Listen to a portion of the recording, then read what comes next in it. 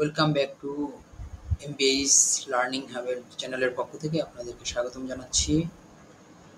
Dear viewers, আমরা আজকে আপনাদেরকে একটা পিকচার, একটা বড় এই পিকচারটি আমরা মূলত এটি স্লাইস আকারে আমরা অ্যাডোব ফটোশপের মাধ্যমে কীভাবে এটি স্লাইস করতে হয় এটা আমরা আজকে শেখাবো। তো আশা করি আমার টিউটোরিয়ালটি একটু লম্বা হবে, আমরা সাথে থাকবেন এবং খুব সুন্দরভাবে এ থেকে জেড পর্যন্ত আপনাদেরকে আমি শেখানোর চেষ্টা করব। তো প্রথমে আমরা হোয়াটসঅ্যাপ থেকে আমার একটা পিকচার আসছে, এই কাজটা করতে হবে। তো এটাকে আমরা অলরেডি ডাউনলোড করে নিয়েছি এবং এটা আমাদের ডাউনলোডসে চলে আসছে, পিকচারটি চলে আসছে। এই পিকচারটাকে আমরা বড় মানে এই পিকচারটাকে আমরা টোটাল ৪টা অংশ করব।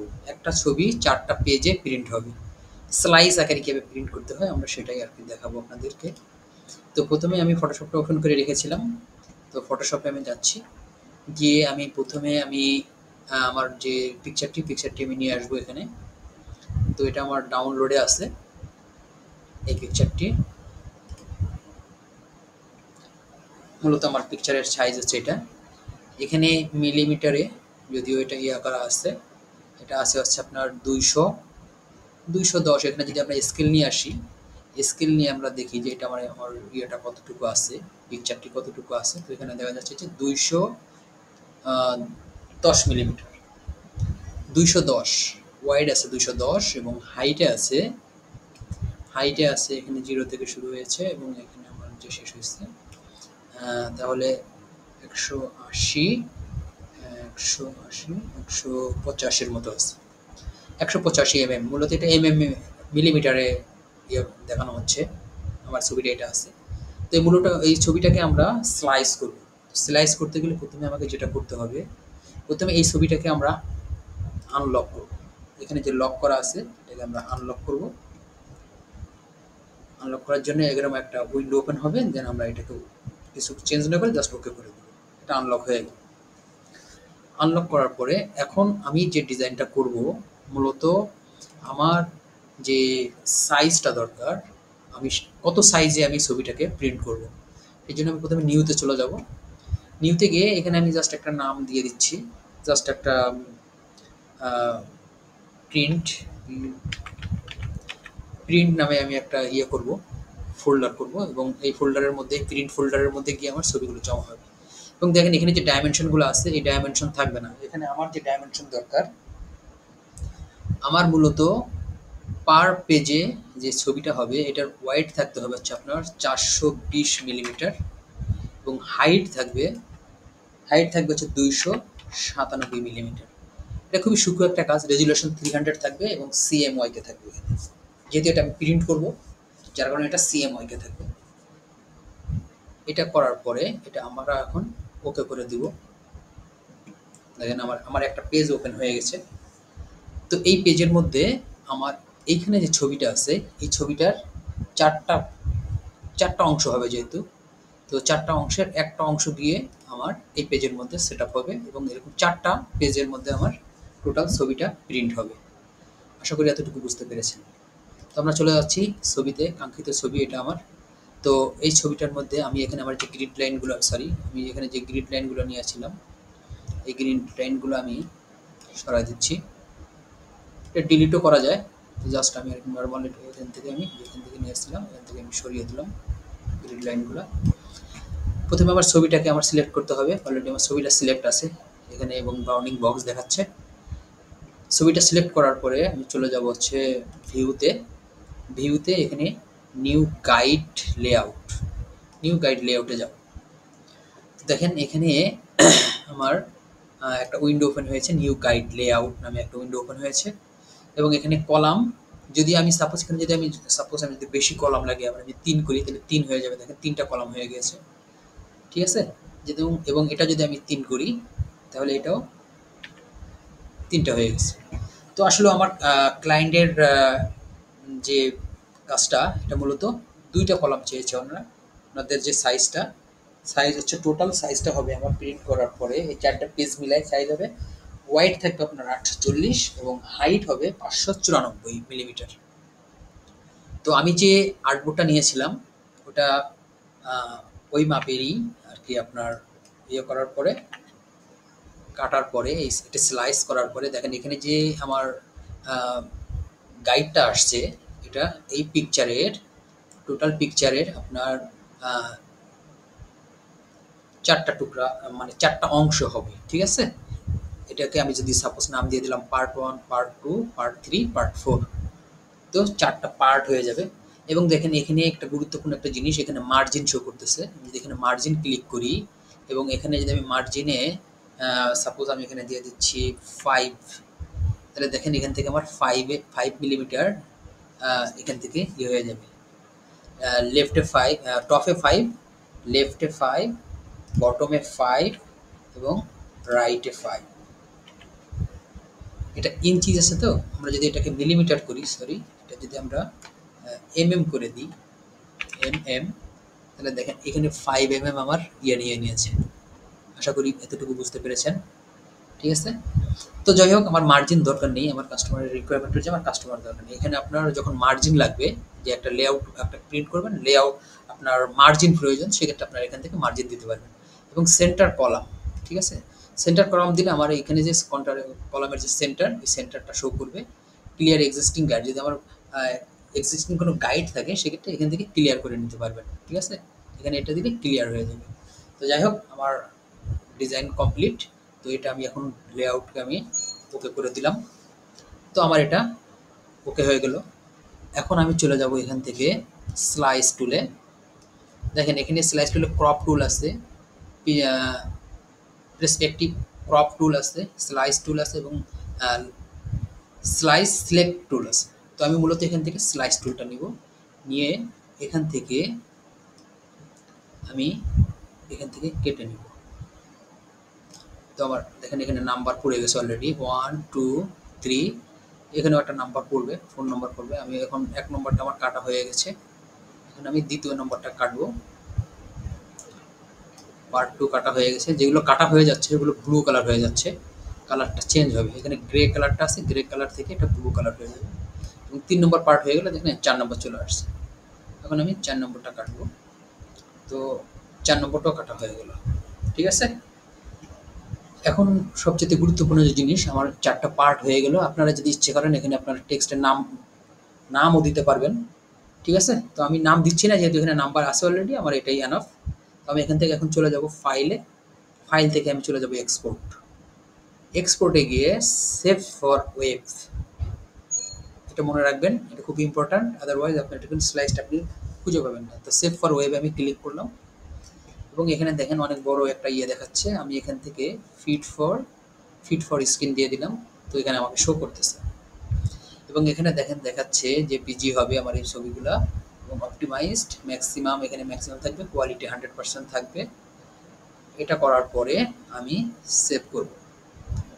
অলরেডি আমার এখানে চলে আসছে, আমি সেভ করব এবং এখানে অবশ্যই অপটিমাইজে থাকতে হবে। সেভ করলাম। এখন আমাকে যে একটা ইয়ে আসছে, সেভ অপটিমাইজ অ্যাজ, মানে এটা আমি কোথায় রাখতে চাচ্ছি। তো এটা আমার ডেস্কটপ সেভ সেভ করা আছে, এখানে দেখেন ডেস্কটপ দেওয়া আছে এবং ডেস্কটপে আমার এই ছবিটা ইয়ে হবে এবং এটার আমি একটা নাম দিয়ে দিচ্ছি প্রিন্ট।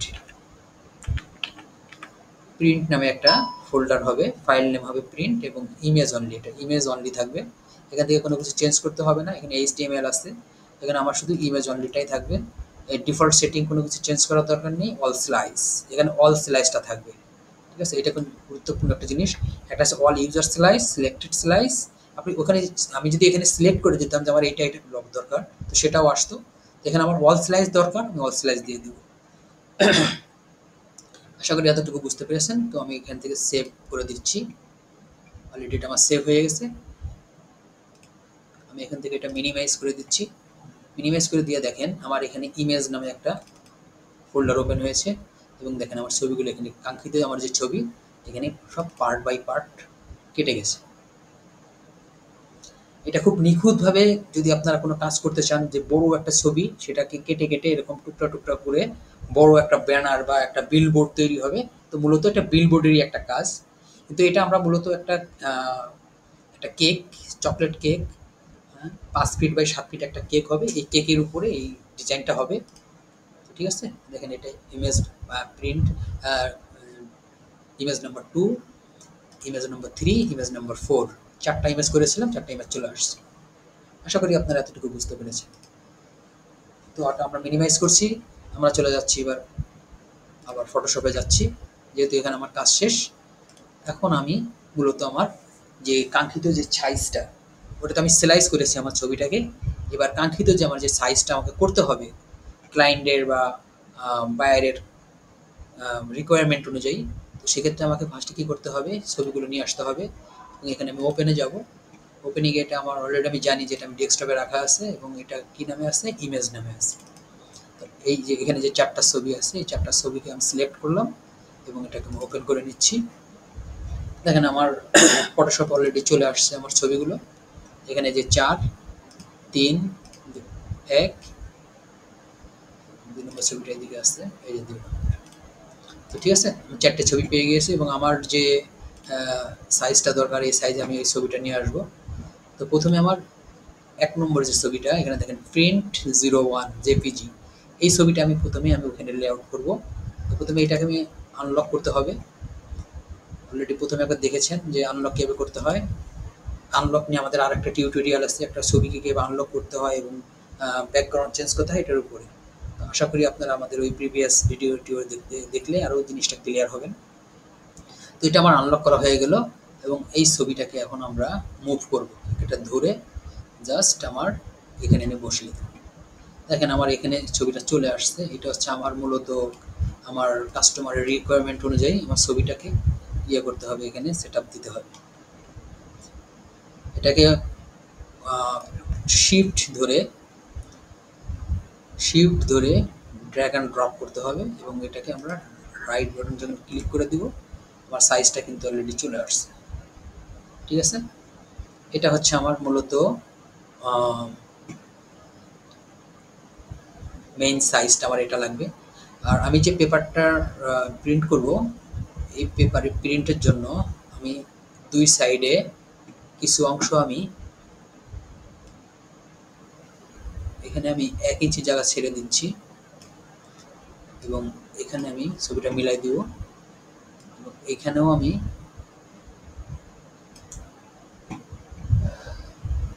ইয়ে করে দিচ্ছি, গাইড করে দিচ্ছি। সরি, আমার একটু জুম ইন করে নিই। আমার এখানে গাইড প্রয়োজন নেই, গাইডটাকে আমি সরিয়ে দিচ্ছি, গাইড এখানে দরকার নেই, কারণ অলরেডি এটা আমি মেজারমেন্ট নিয়ে নিয়েছি। কারণ এটা আমার সাইজ আছে হচ্ছে আপনার 420, কাস্টমারের রিকোয়ারমেন্ট ছিল 420, আমি তো 420, এটা আমি জাস্ট একটু টেনে এটা মিলাই দেব। ঠিক আছে, তো এটা মিলাই গেল এবং এটাকে আমি রাইট বাটনে ক্লিক করলাম, আমার কাঙ্ক্ষিত সাইজটা হয়ে গেছে। এবং এটাকে এখন আমি আমার যে মূলত টোটাল 420 মিলিমিটার হবে, তো এদিকে আমার 420 মিলিমিটার আছে এবং এদিকে আমার 297 আছে, হাইটে আছে 297 মিলিমিটার এবং ওয়াইডে আছে 420 মিলিমিটার। তো এটা আমার একটা পার্টের কাজ শেষ করলাম এবং এটাকে আমরা প্রথমে এটাকে এখান থেকে কি আমরা সেভ অ্যাজ করব। সেভ অ্যাজ কোথায় করব, আমরা ডেস্কটপেই করব এবং আমার ডেস্কটপে এই যে ইমেজ ফোল্ডার আছে, এই ইমেজ ফোল্ডারের মধ্যে গিয়ে ফটোশপ পিডিএফ, এটা পিডিএফ আকারে আমি সেভ করতে চাচ্ছি। তো এটা পিডিএফ আকারে সেভ হবে এবং ফাইল নেমটা দিয়ে দিচ্ছি আমি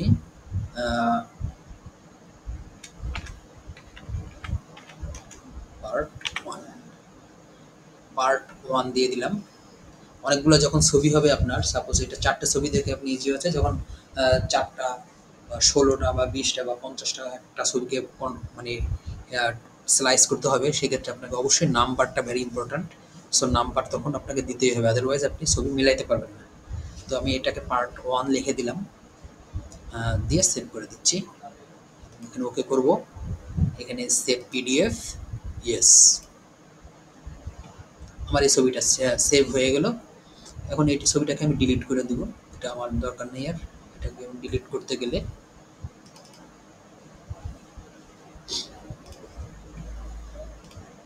এই ছবিটাকে আমি ডিলিট করব, এখানে ক্লিক করে এটা সিলেক্ট করে এটাকে ডিলিট দিয়ে ইয়েস। তো প্রথম ছবিটা আমার হয়ে গেল পার্ট 1। এবারে যাব আমি এটা প্রিন্ট 2 মানে জেপিজি 2 নাম্বারটা আমি এবার নিয়ে আসবো এবং এটাকে আমি আনলক করব। আনলক করার পরে এটা ওকে, ওকে, দেন এটাকে ধরে আমি আবার এখানে নিয়ে আসবো এবং এটা সেম সেম টু সেম এটা এখানে নিয়ে আসার পরে এটাকে জাস্ট আমি এখানে মিলিয়ে দেবো আমার সাইজ অনুযায়ী এবং এটা আমার পার্ট 2 এর কাজ শেষ। এটাকে জাস্ট সেভ করব এবং সেভ অ্যাজ, দেখেন এখানে পার্ট 1 চলে আসছে এবং এই পার্ট 1 এর জায়গায় এটা আমি এখন নেব পার্ট 2 পিডিএফ সেভ। ওকে, সেভ পিডিএফ, ইয়েস, অলরেডি এটা আমার এটা সেভ হয়ে গেছে পিডিএফ 2 এবং এটাকে আমি আবার ডিলিট করে দেবো, এটাকে আমার আর দরকার নেই। এবার আমি 3 নম্বর ছবিটা নিয়ে আসবো। আমার 3 নম্বর ছবি আমার এটাকে আনলক করতে হবে। ওকে, ছবিটাকে নিয়ে আমি আবার আমার এখানে নিয়ে আসবো।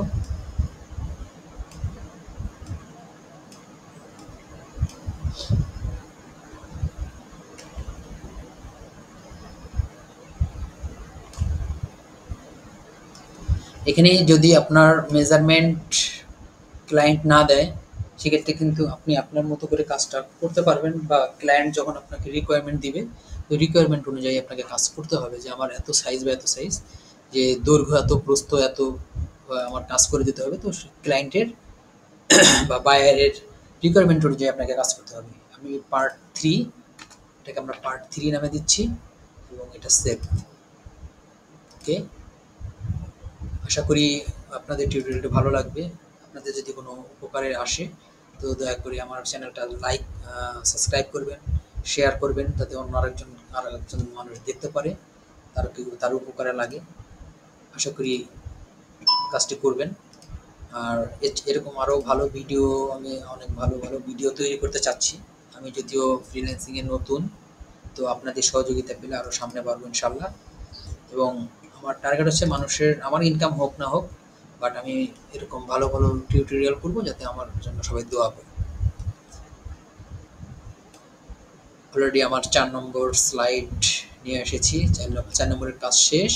জাস্ট এটা আমার সাইজ নিয়ে আসবো এবং সেভ। আমি এখন চলে যাব সেভ অ্যাজে গিয়ে দেখেন অলরেডি আমার 3টা ওখানে হয়ে গেছে, সেভ হয়ে গেছে। এখন আমি 4 নম্বরটা দিয়ে দিচ্ছি, অলরেডি আমার কাজ শেষ। এভাবে যদি আপনি যত মানে স্লাইড যতগুলাই করেন একটা পিকচারকে, ততগুলো স্লাইজেই আপনার এইভাবে নাম্বার দিয়ে দিয়ে মানে পার্ট বাই পার্ট মিলবে, 1 2 3 4 5 6 7 এইভাবে যখন আপনি নাম্বার দিবেন, যে এটার একের পরে 2 আসবে, 2 এর পরে 3 আসবে, বা আপনি নাম্বার যেভাবে দিবেন সেভাবেই এটা সেভ হবে। অলরেডি আমার এটা সেভ হয়ে গেছে। দেখেন আমার প্রথম যে ছবিটা ছিল এটাই হচ্ছে আমার ছবি। এই ছবিটা এখন ওই যে 4টা ছবি পিডিএফ করা হয়েছে, এটা একটা ছোট ছবি ছিল, এই ছবিটাকে এখন অনেক বড় আকারে একটা ডিজাইন করা হলো, একটা বিলবোর্ডের মতো। হ্যাঁ, তো আশা করি আমার টিউটোরিয়ালটি ভালো লেগেছে আপনাদের। আমরা দেখি যে কি অবস্থা। এবং এখানে আমার ইমেজ ফোল্ডারের মধ্যে দেখেন এই হচ্ছে এই ছবি 4টা ছোট ছোট ছিল এবং এটাকে এখন আমরা অনেক বড় বড় করেছি। তো দেখি আমার ছবিটার কি অবস্থা। পিডিএফটা ওপেন করলে দেখেন এখানে এখানে ক্যান্সেল করে দিচ্ছি। দেখেন এখানে 40% এখানে আমরা একটু জুম ছোট করে নিই, তাহলে এটা আছে আমার 1 নম্বর ছবি। এবং এটা যদি আমি 100% করি, দেখেন এটা 100% বিশাল বড়, ঠিক আছে। তো আসলে এটাই ছিল আমার টপিকস, বা এটাই আমি আসলে একটা টিউটোরিয়াল করতে চেয়েছিলাম, যে এটার উপর আমি একটা টিউটোরিয়াল করব। তো আশা করি আমার টিউটোরিয়ালটা আপনাদের ভালো লেগেছে। ভালো লেগে থাকলে শেয়ার করবেন, অবশ্যই সাবস্ক্রাইব করবেন, লাইক করবেন, কমেন্টস করবেন। আর যদি আপনাদের কিছু নতুন কিছু জানার থাকে, টিউটোরিয়াল কোনো জায়গায় বুঝতে না পারেন, সেক্ষেত্রে কমেন্টস করবেন, কমেন্টসের উত্তর দেবো ইনশাল্লাহ। আল্লাহ হাফেজ, আসসালামু আলাইকুম।